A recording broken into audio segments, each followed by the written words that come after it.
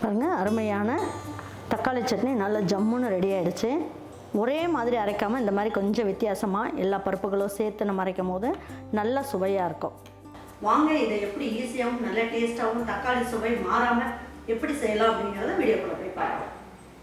நம்ம ஈரோடு அம்மாச்சி மசாலா வகைகள் எல்லாமே ஃபஸ்ட்டு குவாலிட்டி இன்க்ரீடியன்ட்ஸ் தான் பயன்படுத்துகிறோம்.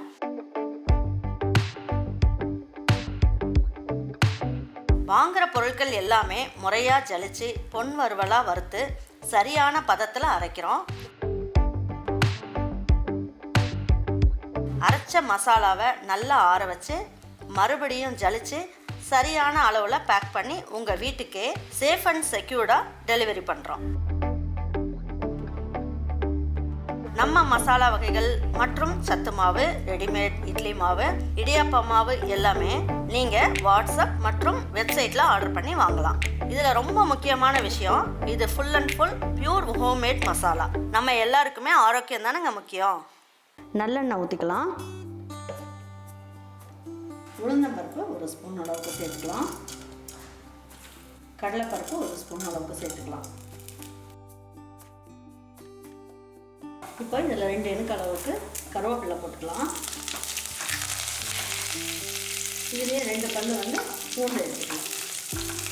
இதுலேயே நான் 2 காஷ்மீரி சில்லியை நல்லா கழுவிட்டு எடுத்து வச்சுருக்கேன். தண்ணியில் போட்டு ஊற வச்சு இப்போ தான் நல்லா அரைப்படும் அப்படின்ட்டு 2 காஷ்மீரி சில்லி, 3 காஞ்ச மிளகாய் போட்டுக்கலாம். இதுலேயே நம்ம 1 ஸ்பூன் அளவுக்கு வேர்க்கடலை,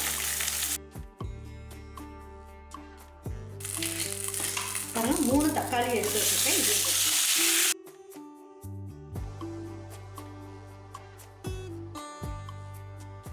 இப்போ என்ன பண்ணலாம், இந்த சட்னிக்கு தேவையான அளவுக்கு உப்பையும் அதில் சேர்த்துருவோம்.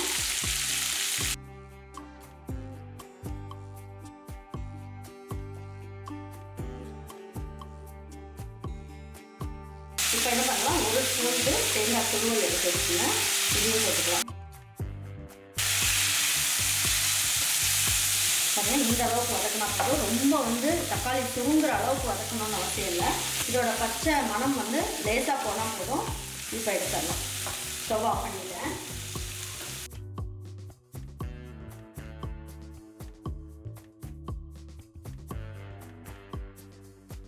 பாருங்கள், இது நல்லா ஆறட்டும். ஆறுனதுக்கப்புறம் அரைச்சிட்டு வேணும்னா கொஞ்சமாக தண்ணி ஊற்றிக்கங்க. இல்லைன்னா இந்த தக்காளியோட ஈரத்துலேயே நம்ம அரைச்சி எடுத்துடலாம்.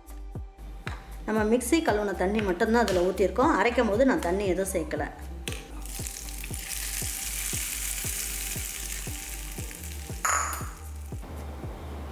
பாருங்கள், அருமையான தக்காளி சட்னி நல்ல ஜம்முன்னு ரெடி ஆகிடுச்சு. ஒரே மாதிரி அரைக்காமல் இந்த மாதிரி கொஞ்சம் வித்தியாசமாக எல்லா பருப்புகளும் சேர்த்து நம்ம அரைக்கும் போது நல்ல சுவையாக இருக்கும். நம்ம அந்த பருப்பு ஐட்டம்லாம் கொஞ்சம் சேர்க்கலாம். சட்னி கொஞ்சம் நமக்கு திக்காகவும் கிடைக்கும்னு வச்சுக்கோங்களேன்.